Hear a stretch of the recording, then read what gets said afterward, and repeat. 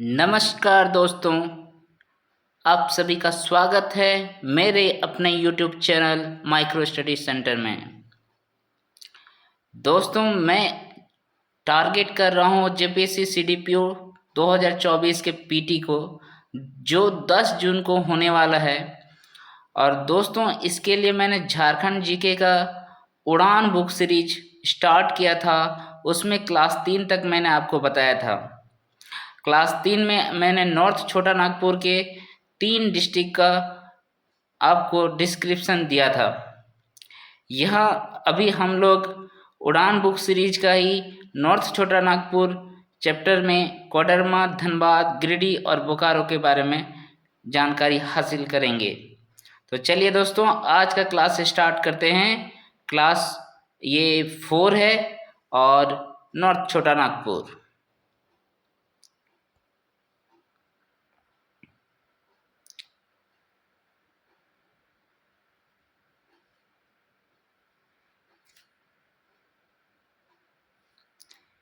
दोस्तों, नॉर्थ छोटा नागपुर जैसा कि हम लोगों ने देखा था कि उसमें टोटल 7 डिस्ट्रिक्ट आते हैं।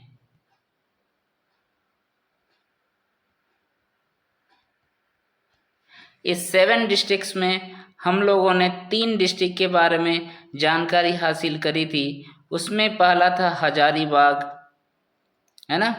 उसके बाद हमने कोडरमा को पढ़ा था और एक डिस्ट्रिक्ट हमने कवर किया था चतरा को। यहाँ दोस्तों हम लोग शुरू करेंगे। उसमें पहला डिस्ट्रिक्ट है आपका कोडरमा। नॉर्थ छोटा नागपुर आप सभी को पता है झारखंड का सबसे बड़ा प्रमंडल है ये। ओके, तो कोडरमा हम लोग शुरू करते हैं। कोडरमा का आप उपनाम भी याद रखेंगे। हम लोग जानते हैं कोडरमा को हम लोग अब्रक की राजधानी भी कहते हैं। अब्रक की राजधानी।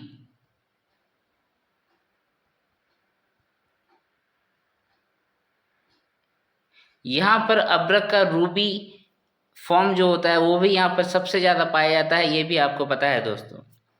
ठीक है, इसे हम लोग बिहार का द्वार भी कहते हैं।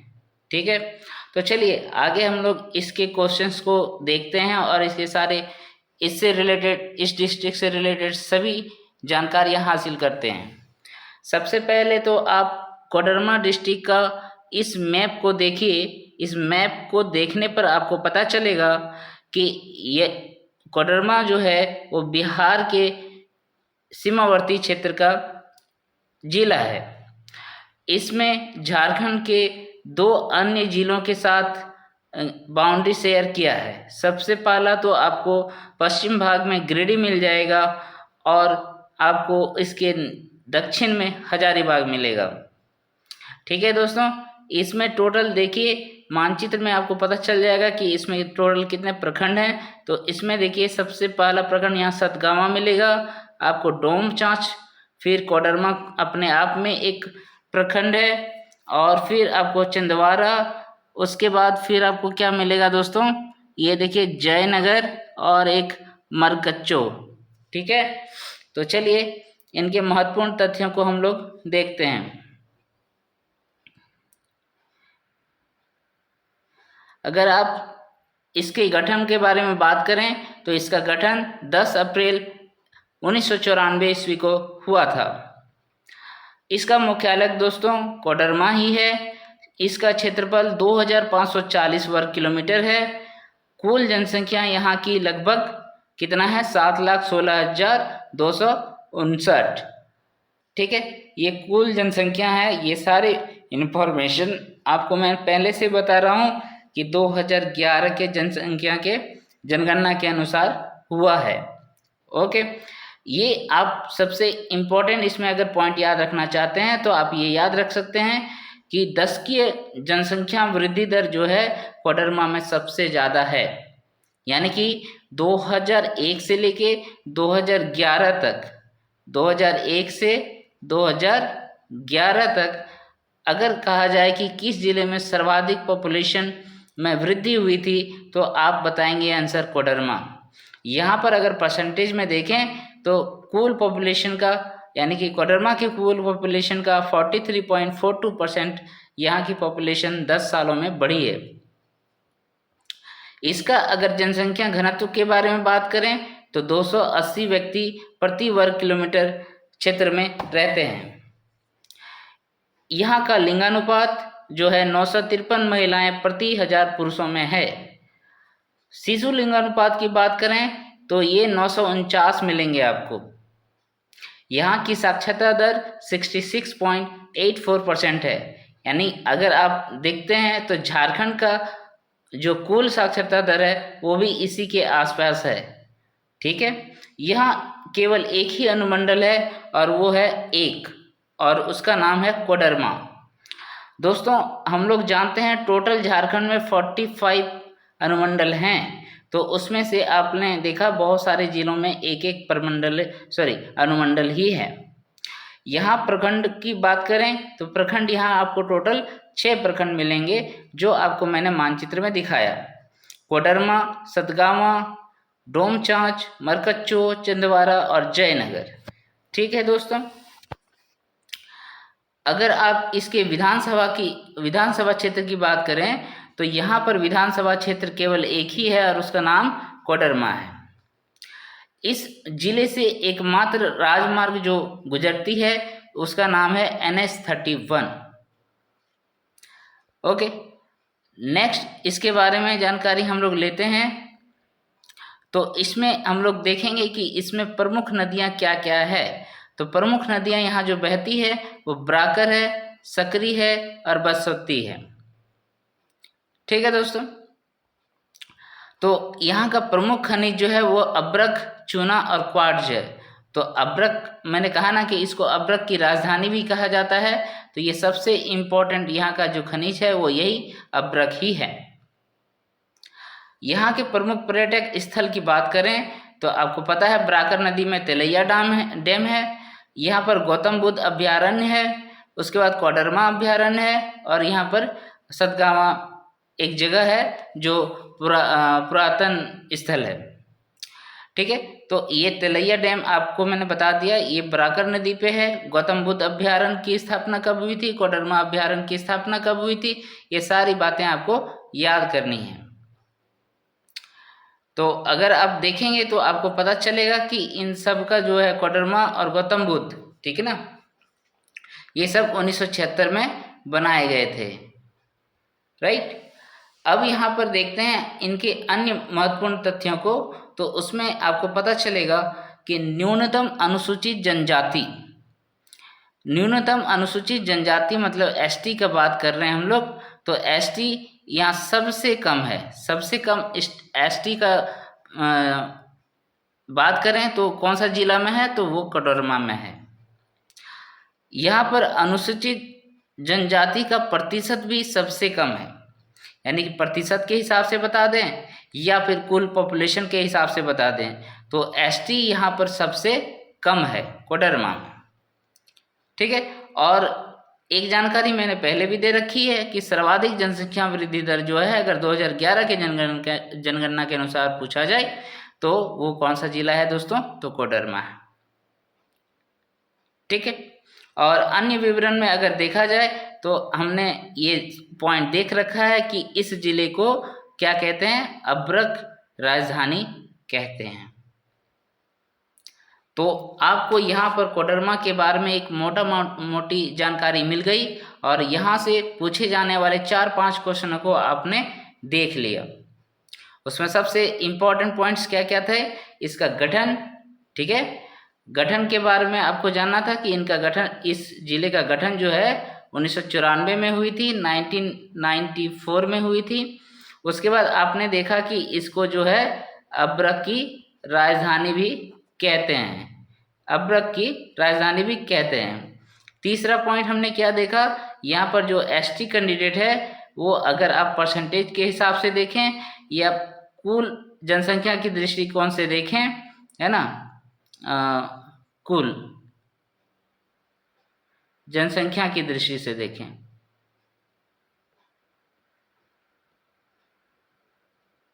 तो हमने क्या देखा, यहाँ दोनों ही ये चीज़ें न्यूनतम है, यानी कि मिनिमम है, राइट। तो इतनी जानकारी हो गई आपका कोडरमा जिला से। नेक्स्ट जिला जो हम लोग देखेंगे दोस्तों, यहाँ पर देखेंगे गिरिडीह जिला को, गिरिडीह डिस्ट्रिक्ट के बारे में जानकारी हासिल करेंगे। तो हमने क्या देखा कि यहाँ पर जो है, देखिए ये ऐसा जिला है जो बिहार से टच करता है, सबसे पहली बात। दूसरी बात यहाँ पर देखिए, इसका चौहद्दी में आपको क्या क्या मिल जाएगा, देवघर मिल जाएंगे, हमारा प्यारा जामताड़ा मिल जाएगा, आपको धनबाद भी मिल जाएंगे, बोकारो भी मिल जाएंगे, हजारीबाग मिल जाएंगे, और इधर आप जाएंगे तो फिर कोडरमा मिल जाएगा। तो वैसे भी हमने कोडरमा में भी देखा कि गिरिडीह जो है इसका सीमावर्ती क्षेत्र है। तो दोस्तों अब गिरिडीह का हम लोग जानते हैं महत्वपूर्ण तथ्यों को। इसके तथ्यों को अगर हम लोग देखें तो आपको सबसे पहले गठन के बारे में जानकारी होनी चाहिए। तो इसका गठन जो है कितने में हुआ था दोस्तों, इसका गठन जो है 1972 में हुआ था। इसका मुख्यालय गिरिडीह हुआ। क्षेत्रफल इसका जो है 4,962 वर्ग किलोमीटर है। यहाँ की कुल जनसंख्या अगर देखा जाए तो 24,45,474 है। यानी कि आप जिले के दृष्टिकोण से देखें तो सबसे बड़ा जिला आपको पता चला था कि रांची जो है सबसे बड़ा जिला है जनसंख्या के दृष्टिकोण से, ठीक है। उसके बाद रांची के बाद सबसे ज़्यादा पॉपुलेशन किस जिले में है, तो मेरे ख्याल में ये यही मिलेगा आपको, ठीक है, गिरिडीह।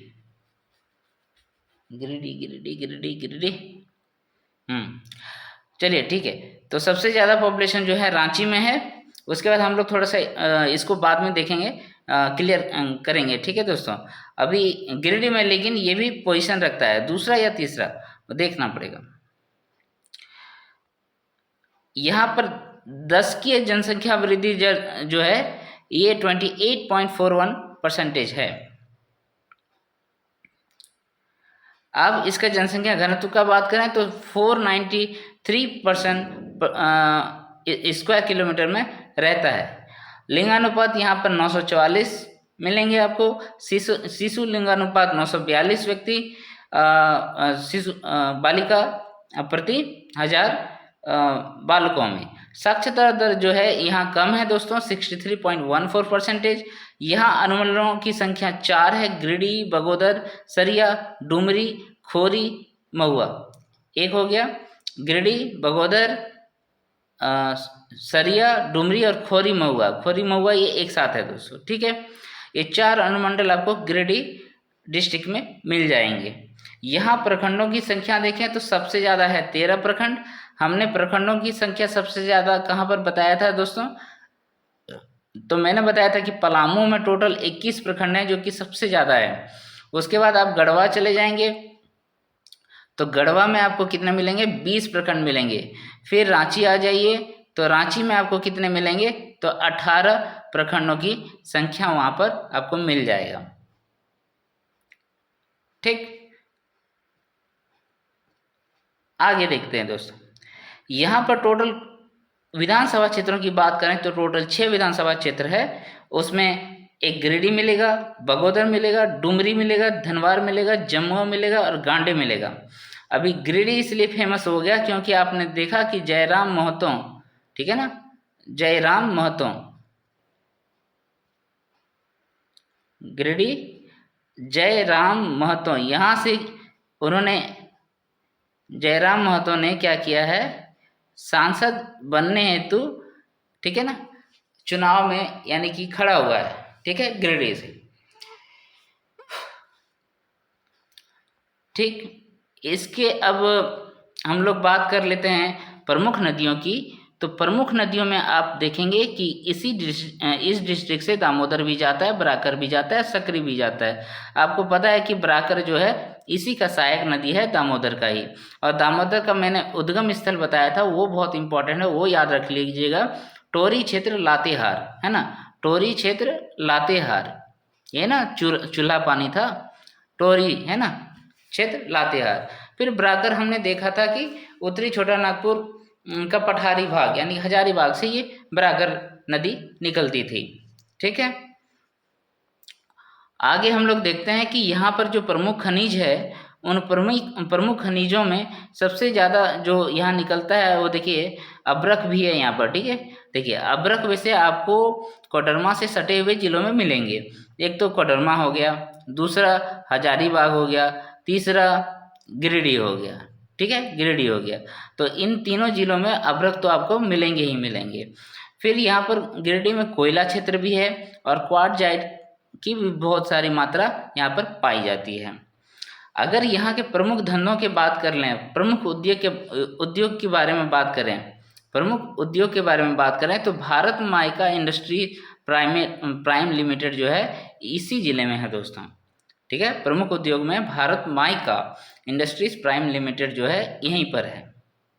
ओके, माइका मतलब वही अभ्रक के बात कर रही है यहाँ पर। फिर हम लोग देखते हैं कि प्रमुख पर्यटन स्थल आप सभी को मालूम है, सबसे बड़ा जो झारखंड का पर्वत शिखर है वो यहीं पर है ना, सम्मेद शिखर। और सम्मेद शिखर किस श्रेणी का भाग है? तो पारसनाथ श्रेणी का भाग है। तो पारसनाथ क्यों फेमस है? तो पारसनाथ आप लोगों को पता है जो जैन धर्म है उनका यहाँ पर पवित्र स्थल है। ठीक है, पार्श्वनाथ जी के नाम पे ही यहाँ पर पारसनाथ इसका जगह का नाम पड़ा था।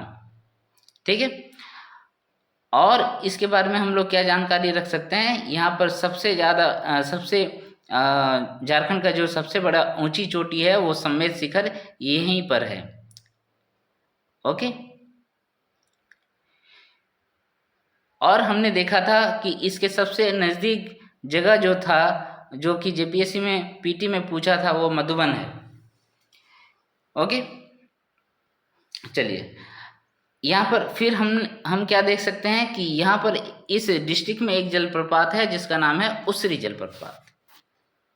ठीक है, यहाँ अगर प्रमुख धार्मिक स्थल की बात करें तो मैं तो यहाँ पर बता दिया पारसनाथ जो है जैन धर्मावलंबियों के लिए पवित्र स्थल है। फिर यहाँ पर गिरिडीह में झारखंड धाम मंदिर भी है। फिर मधुबन का जैन मंदिर, वही बात हो गया पारसनाथ जो बात कर रहे हैं हम लोग, वहीं पर मधुबन का जैन मंदिर भी है। ठीक है, सेम चीज़। उसके बाद हम लोग देखेंगे प्रमुख शैक्षणिक संस्थान, तो उसमें आपको पता चलेगा कि यहाँ पर यूनानी मेडिकल कॉलेज की स्थापना करी गई है।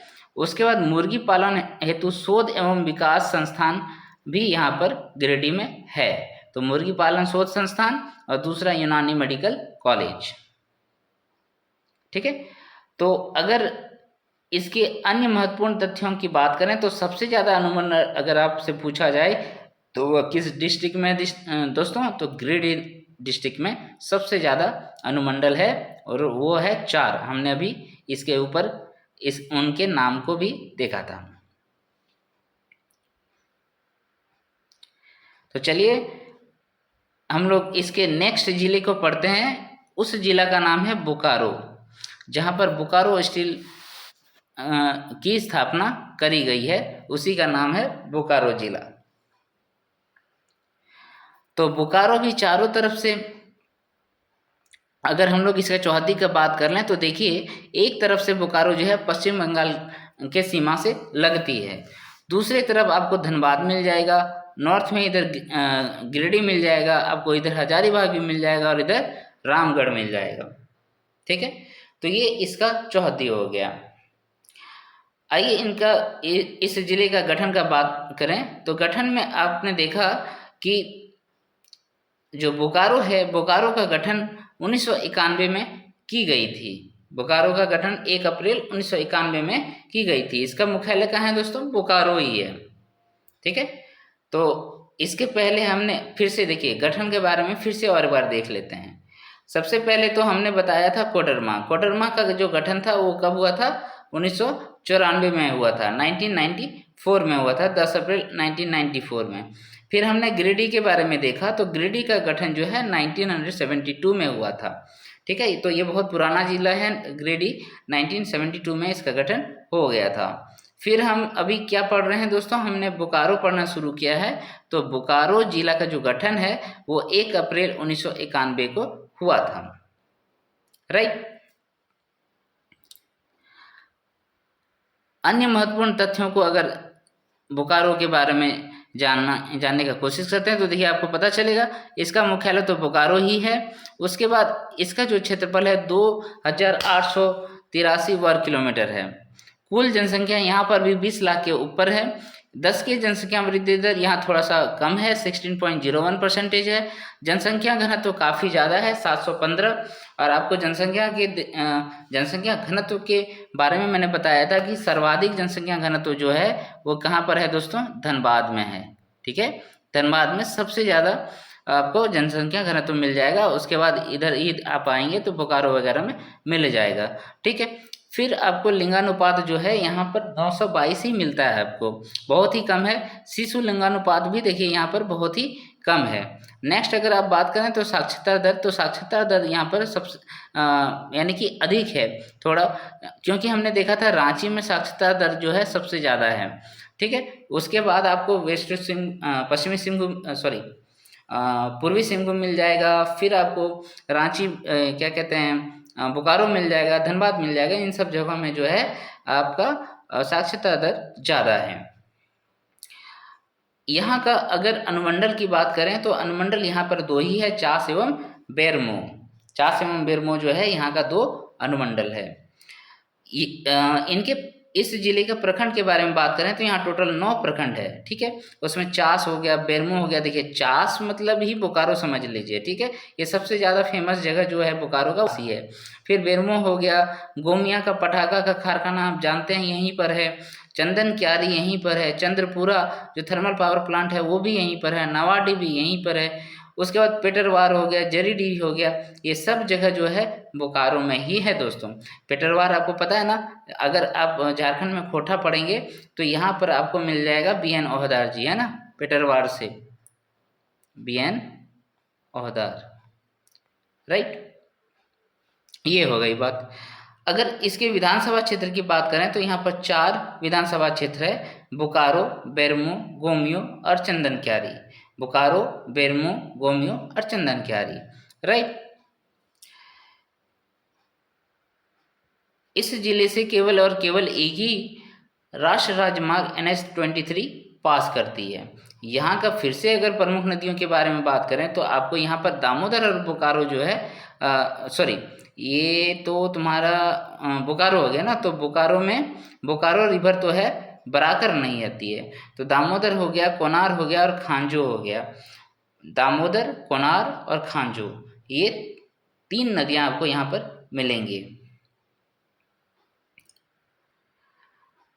अगर हम लोग बोकारो जिले का प्रमुख खनिज के बारे में जानकारी चाहते हैं तो आपको पता है कि यहाँ केवल और केवल कोयला पाया जाता है। बोकारो स्टील कारखाना की स्थापना यहीं पर द्वितीय पंचवर्षीय योजना के तहत की गई थी। आगे अगर यहाँ के प्रमुख पर्यटन स्थल के बारे में बात करें तो यहाँ पर बहुत सारे पर्यटन स्थल आपको मिल जाएंगे दोस्तों, ठीक है। आप अगर देखना चाहें तो सबसे ज़्यादा तेनू घाट आप लोगों ने नाम सुना होगा।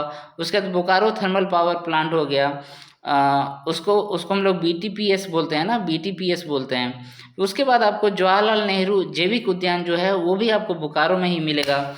ये झारखंड का सबसे बड़ा जैविक उद्यान है, आपको ये पता है। फिर दुर्गापुर पहाड़ यहाँ पर मिल जाएगा, नेहरू पार्क मिल जाएगा, सिटी पार्क मिल जाएगा, चंद्रपुरा पक्षी विहार भी इसी जिले में है, बोकारो में ही है। तो 2-3 नाम आपको तो पूरा याद रखना पड़ेगा। तेनू घाट जो है आपको बोकारो जिला में पड़ता है। जवाहरलाल नेहरू जैविक उद्यान जो है ये बोकारो जिले में ही है, बोकारो में ही है स्पेशली, राइट। उसके बाद नेहरू पार्क हो गया, सिटी पार्क हो गया, चंद्रपुरा पंछी विहार हो गया, ये सब जो है प्रमुख पर्यटन स्थल है यहाँ के। इसका अगर अन्य विवरण की बात करें तो उसमें आपको पता चलेगा कि बोकारो भारत के नियोजित शहरों में से शामिल है। अगर आप बोकारो कभी जाएंगे तो आपको पता चलेगा कि सिटी को बसाया गया है एक नियम के तहत, राइट। उसके बाद इसका पहले जो बोकारो का नाम था ना वो माराफारी था दोस्तों, ठीक है। तो पहले माराफारी जो है बोकारो जिला का सबसे पुराना वासित क्षेत्र भी है, ठीक है, मारापारी अभी आप जानते हैं तो, राइट। तो ये हो गया बोकारो जिला का निर्माण जो है गिरिडीह व धनबाद जिला को काट कर किया गया था, ठीक है, दोनों को काट कर बोकारो जिले का निर्माण किया गया था, यानी कि गिरिडीह का कुछ हिस्सा ले लिया और फिर कुछ धनबाद का हिस्सा ले लेता है। तो बोकारो का गठन हम लोगों ने क्या देखा कि बोकारो का गठन जो है 1991 में हुआ था। तो चलिए दोस्तों 3 जिले समाप्त हो गए, यानी कि टोटल आपने नॉर्थ छोटा नागपुर से 6 जिलों को पढ़ लिया। अब ये लास्ट जिला है, इस जिले का नाम है धनबाद जिला। और धनबाद आपको पता है कोयलांचल भी बोल सकते हैं इसको कोयला नगरी भी कहता है ना। और इसके ऊपर कई सारे मूवी भी बन चुकी है। यहाँ पर पहले स्टेडियम भी, डीवाडी स्टेडियम भी हुआ करता था, ठीक है। तो काफ़ी सारे मतलब ये जो जगह है धनबाद वो काफ़ी फेमस है प्राचीन काल से, अभी से नहीं।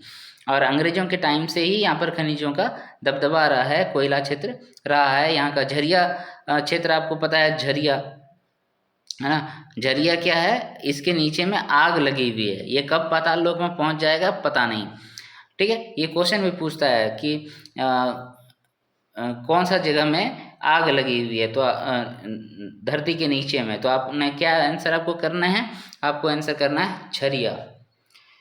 तो चलिए दोस्तों इसके बारे में थोड़ा और जानकारी हासिल करते हैं हम लोग। तो धनबाद जो है वो भी पश्चिम बंगाल के क्षेत्र से सीमा से अपने आप को सटा के रखा है। फिर आप देखेंगे यहाँ पर बोकारो हो गया, इसके नॉर्थ में गिरिडीह हो गया, और अगर आप इसके ईस्ट में चले जाएंगे तो आपको जामताड़ा डिस्ट्रिक्ट मिल जाएगा। तो धनबाद जिला का गठन दोस्तों 1956 में हुआ था। कब हुआ था?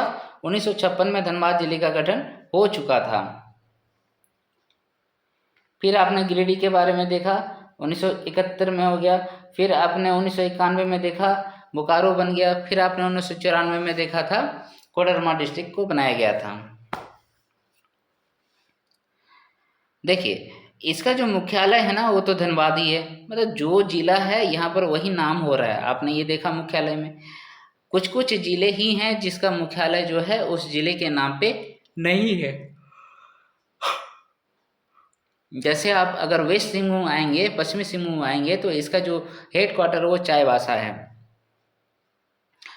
तो यहाँ का क्षेत्रफल 2040 वर्ग किलोमीटर ये है। कुल जनसंख्या यहाँ पर देखिए धनबाद जिले का 26 लाख है दोस्तों, 26,84,487।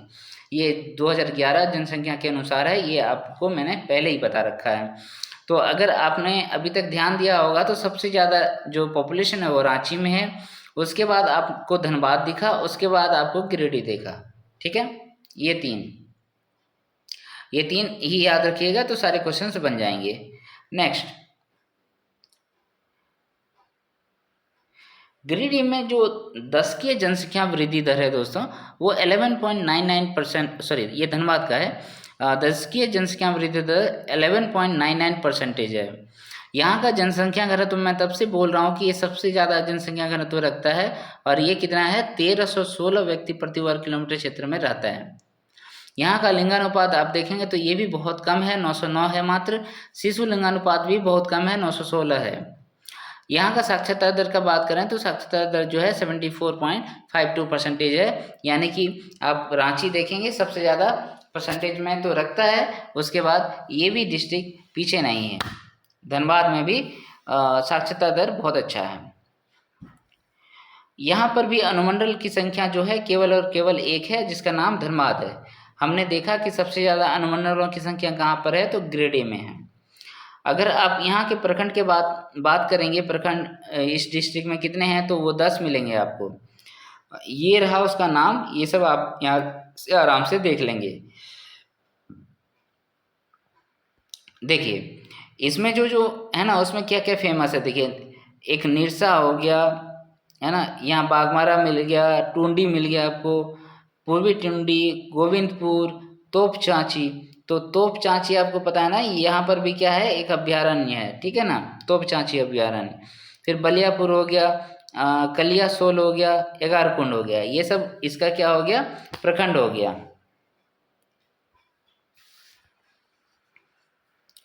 एक्चुअल में क्या हुआ था, ये झरिया प्रखंड जो है ना, झरिया प्रखंड पहले हुआ करता था, उसको धनबाद नगर निगम में विलय कर दिया गया।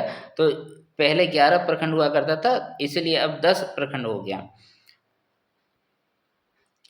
यहाँ कुल विधानसभा क्षेत्र की बात करें तो कुल विधानसभा क्षेत्र यहाँ पर 6 मिलेंगे आपको। धनबाद, झरिया, निरसा, बाघमारा, निरसा और टुंडी।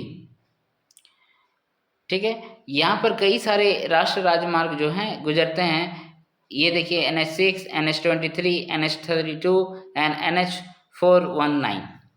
यहाँ का प्रमुख नदी की बात करें तो ये चूँकि बोकारो है ना, सॉरी ये धनबाद डिस्ट्रिक्ट है ना, धनबाद में देखिए धनबाद के पास ही मैथन डैम भी मिलेंगे आपको, जहाँ पर धनबाद और बराकर नदी, ठीक है, ये दोनों एक आप देखेंगे तो इसी के आसपास मिलते हैं वो लोग, ठीक है।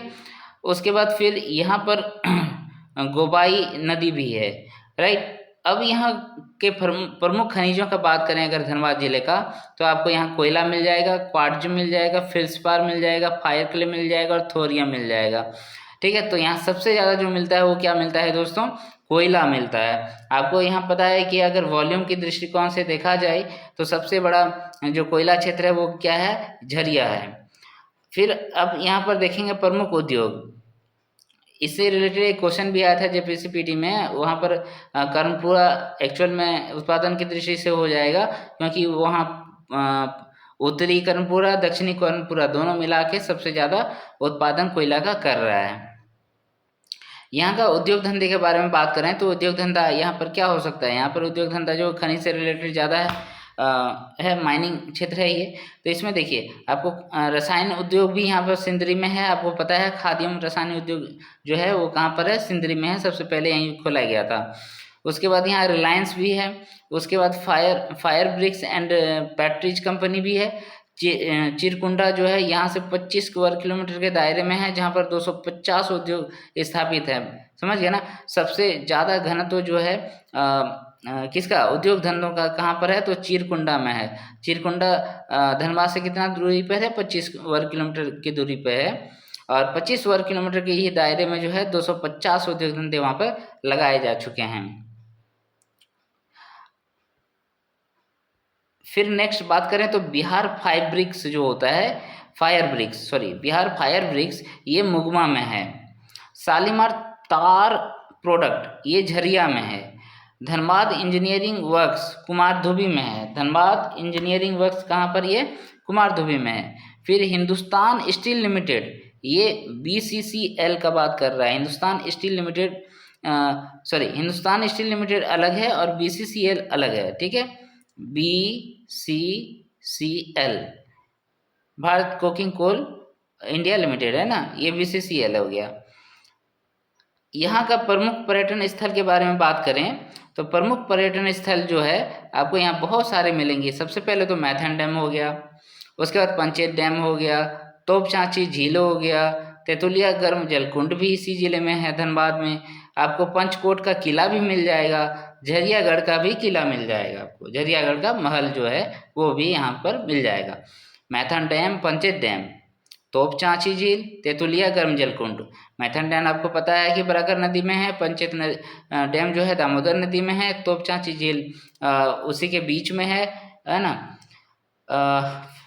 फिर तेतुलिया गर्म जलकुंड भी है, पंचकोट का किला भी है, झरियागढ़ का महल भी है।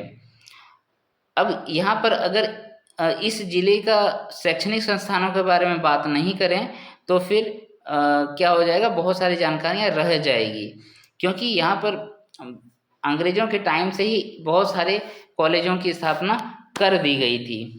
तो प्रमुख शैक्षणिक संस्थान अगर आप देखेंगे तो इंडियन स्कूल ऑफ माइंस, जो कि अभी 2016-17 में ना IIT में कन्वर्ट कर दिया गया था इसको, और इसका नाम क्या था, ISM Indian school of mines नाम था, जो कि धनबाद में स्थापित है। ये अब IIT के अंदर आता है, यानी कि केंद्र सरकार ने अपने अंतर्गत ले रखा है। फिर क्या है, केंद्रीय खनन एवं अनुसंधान संस्थान भी यहीं पर है। केंद्रीय खनन एवं अनुसंधान संस्थान कहाँ पर है दोस्तों? तो धनबाद में है। फिर बिरसा इंस्टीट्यूट ऑफ टेक्नोलॉजी, ये देखिए झारखंड गवर्नमेंट के अंदर आता है। और सबसे अच्छा झारखंड का इंजीनियरिंग कॉलेज सरकारी में देखें, गवर्नमेंट में देखें तो यही है, BIT सिंदरी। ठीक है, सिंदरी।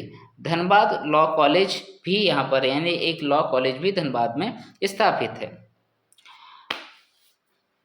अगर इसके अन्य महत्वपूर्ण तथ्यों के बारे में बात करें तो आपको सबसे पहले तो ये पता चला कि दूसरी सर्वाधिक जनसंख्या वाला जिला है। तो पहली कौन है दोस्तों? तो रांची। दूसरी कौन हो गया? आपका धनबाद। और तीसरी कौन हो गया? तो गिरिडीह। यहाँ पर सबसे ज़्यादा जनसंख्या घनत्व है 1316 व्यक्ति प्रति वर्ग किलोमीटर। यहाँ पर सबसे न्यूनतम लिंगानुपात है। मैंने कहा ना कि देखिए इसका लिंगानुपात जो है बहुत ही खराब है। तो आपको यहाँ जानकारी मिली ना कि इसका जो लिंगानुपात है धनबाद का वो सबसे कम है। फिर न्यूनतम शिशु लिंगानुपात भी यहाँ पर है। ठीक, उसके बाद तीसरा न्यूनतम वन क्षेत्र वाला क्षेत्र भी यहीं पर है। पहला कहाँ है दोस्तों? सबसे न्यूनतम जो क्या कहते हैं जंगल है वो कहाँ पर है? जामताड़ा में है। जामताड़ा में सबसे कम वन है दोस्तों। उसके बाद आपको देखिए यहाँ पर लिखा है तीसरा जगह, जामताड़ा के बाद आपको दुमका मिल जाएगा। ठीक है, उसके बाद फिर आपको धनबाद मिल जा रहा है। फिर अन्य विवरण में अगर आप देखना चाहें तो धनबाद जिला का गठन जो है मानभूम जिला को विभाजित करके किया गया था। मानभूम आपको पता है ना कि कौन सा एरिया को कहा जाता है? वेस्ट बंगाल का बहुत सारा एरिया इसके अंतर्गत आता है। ठीक है दोस्तों, तो धनबाद डिस्ट्रिक्ट का बात करें तो धनबाद डिस्ट्रिक्ट में आपको 2-3 बातें बिल्कुल याद रखना था। एक, जनगणना के अकॉर्डिंग अगर देखें तो हमने क्या देखा कि जनगणना के अकॉर्डिंग यहाँ पर सबसे कम जो है लिंगानुपात है। ठीक है, सबसे कम फीमेल वर्सेस मेल का अगर रेशियो देखें तो सबसे कम मिला आपको 909 ओनली मिला। ठीक है, सबसे ज़्यादा कहाँ है दोस्तों? सबसे ज़्यादा जो है फीमेल बाई मेल का रेशियो जो है वो आपको वेस्ट सिंहभूम में मिलेगा, यहाँ पर सबसे कम है। और सबसे कम शिशु लिंगानुपात भी जो है सबसे कम मिला आपको 916। फिर क्या मिला आपको यहाँ पर? सर्वाधिक जनसंख्या घनत्व मिला, वो कितना मिला? 1316। ठीक, इस तरीके से इन सभी महत्वपूर्ण पॉइंटों को आपको यहाँ पर देखना था, याद करना था। ठीक है दोस्तों, तो ये रहा आपका पूरा नॉर्थ छोटा नागपुर का सारे डिस्ट्रिक्ट के बारे में मैं आपको डिस्कस कर दिया। ठीक है, नॉर्थ छोटा नागपुर आपका ख़त्म हो गया। इसके पहले मैंने साउथ छोटा नागपुर को पढ़ा दिया था। अब नेक्स्ट क्लास में जो आप सीखेंगे दोस्तों वो आपको पलामू प्रमंडल के बारे में बताया जाएगा। 2 प्रमंडलों को मैंने बता दिया। उन 2 प्रमंडलों में आपको साउथ छोटा नागपुर में 5 डिस्ट्रिक्ट मिल गए और इसमें आपको 7 मिल गए, यानी कि टोटल हो गया 12 डिस्ट्रिक्ट मैंने ख़त्म कर दिया। और अन्य 3 प्रमंडलों से आपको 12 डिस्ट्रिक्ट मिल जाएंगे। ठीक है दोस्तों, आज का क्लास इतना ही रखते हैं। जय हिंद, जय भारत।